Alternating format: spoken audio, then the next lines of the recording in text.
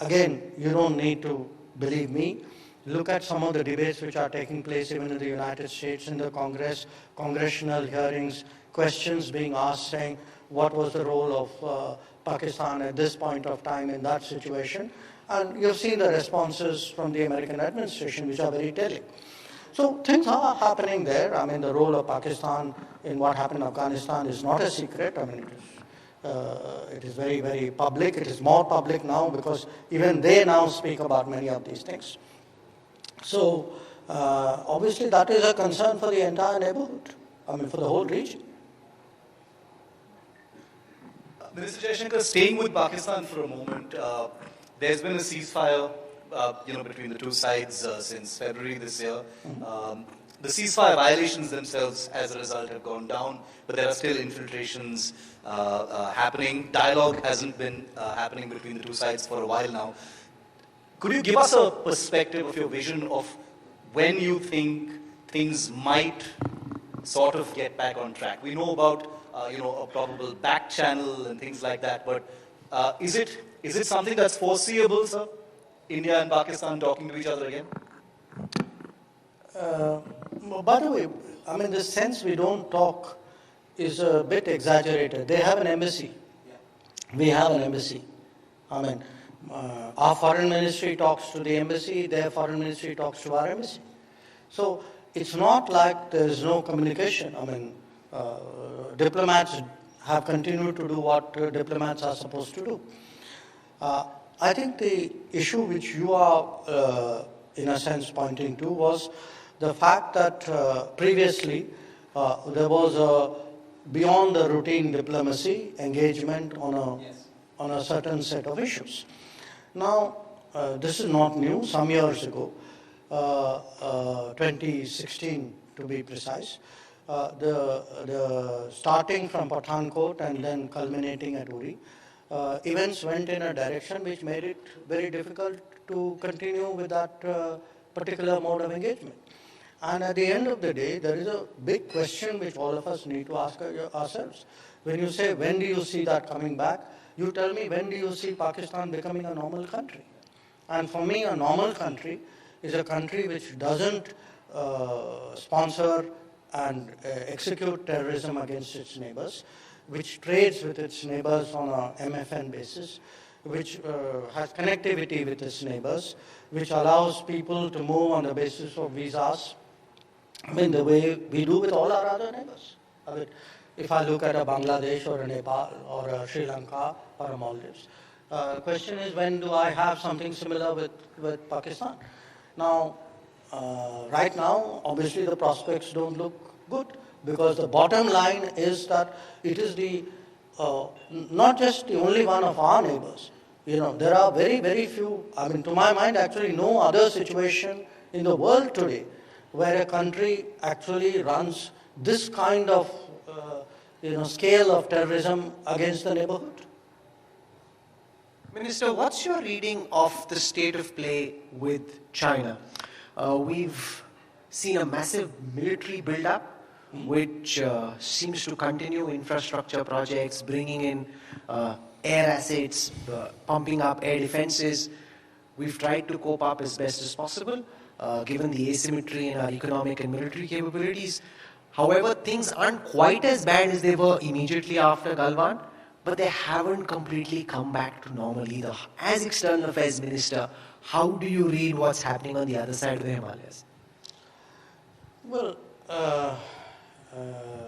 the way I read it is that we, from the 1980s, I think developed a workable, decent relationship with the Chinese, predicated on the fact that there would be peace and tranquility in the border areas.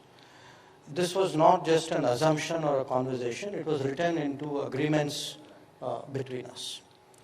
Now, come 2020, we saw the Chinese side disregard those agreements for reasons which are still not clear to us, because I've met my counterpart a number of times, and others in our system have engaged each other. But I've still not heard a credible explanation as to why they chose to bring that size of forces to that sector of our border.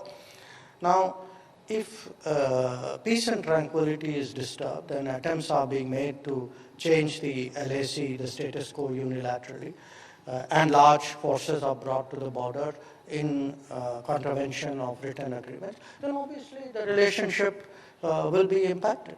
Now, if we need to get back to a normal relationship, which they say that they want, and which both of us believe is in our mutual interest, then I think they need to stick with the agreements and do the right things. Now, we've had, yes, some progress. We've had progress in Pangong So, we've had progress in a few other areas. But I think the larger problem remains, which is that there is a very sizable Chinese force very close, close if not at the LAC. Dr. Jaishankar, it's not so much the achievements of Modi administration in international affairs, but it's the difficulties in relations that finds a lot of space in domestic politics. Now, we've seen Rahul Gandhi walk out of the Parliamentary Committee on Foreign Relations when it comes to discussions on China, demanding that there needs to be discussion. There has been a lot of talk from the opposition on whether if the government has been transparent enough. Just wanted to know whether if there is a sense in the government in briefing the opposition of the difficulties that the government faces or the difficulties that the government now faces with China, and whether if the government indeed has been transparent with the country and with the opposition. Look, I've been in the government a long time, a really long time, and over multiple governments. I think, governments, obviously, when it comes to national security situations, all governments, when it comes to national security situations, say enough so that, people outside the government have a fair sense of what is happening, and expect that people outside there will be supportive of larger national objectives and goals. Now, if sometimes it doesn't happen because people are busy politicking, I just have to say it's a very sorry state of affairs. But I don't think, just look back at the last year and a half. We know so much about what is happening out there. So nobody can say, oh, I have not been told enough, or there's been lack of briefing. I mean, I don't know the standing committee episode that you are referring to, but I can tell you, for example, as a foreign minister, we have a consultative committee, and this issue has been discussed. So it's been discussed in Parliament. Raksha Mantri has given repeated statements. So I think somewhere we need a sense of responsibility and maturity when it comes to national security matters. It should not be a subject for posturing. Minister, staying with China, from the political part of it, just going back to the LAC for a moment, there have, as you no doubt know, there have been multiple rounds of talks, over a dozen rounds of talks between the corps commanders. You've met your counterpart a few times. There's a question of the return to status quo of April 2020, and there is also a sense that the Chinese are there in large numbers, they're talking to us, but there's no sign of any really big disengagement. Have things changed on the ground, sir? Is there a realization that this situation is becoming a kind of semi-permanent, foreseeable future kind of situation where we have to live with the Chinese in large numbers at our doorstep? Have things changed on the ground with reference to April 2020? Yes. Well, obviously. I mean, things have changed enormously on the ground. I mean, they brought forces up, so we've counter-deployed. So now if you ask me how long will that continue, it will continue as long as they deploy. So look, let me be very, very clear about one thing.